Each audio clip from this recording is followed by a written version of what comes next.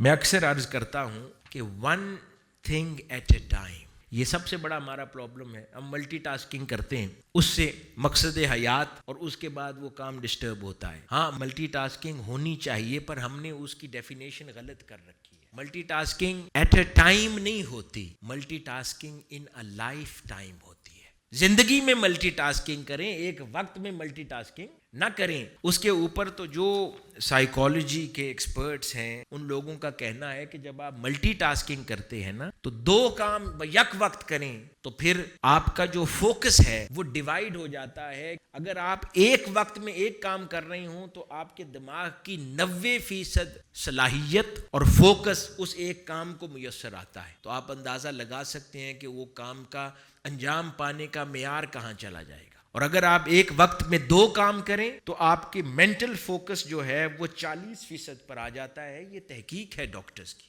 کوئی اس کے اگینسٹ دعویٰ نہیں کر سکتا. یہ تحقیق ہے. اگر آپ دو کام ایک وقت میں کریں دونوں پر فوکس ریڈیوس ہوگا. آپ کے پاس دو دماغ تو ہے نہیں، ایک دماغ ہے. ایک نیچرل فینومینا ہے، ایک وقت میں دو کام کریں گے دونوں میں آپ کا فوکس ڈیوائیڈ ہوگا، ایک کا معیار نیچے آ جائے گا، دونوں کا ہی نیچے آ جائے گا. اس کے برعکس ایک کام پہلے انجام دے لیں پھر دوسرے کام پر ہاتھ ڈالیں.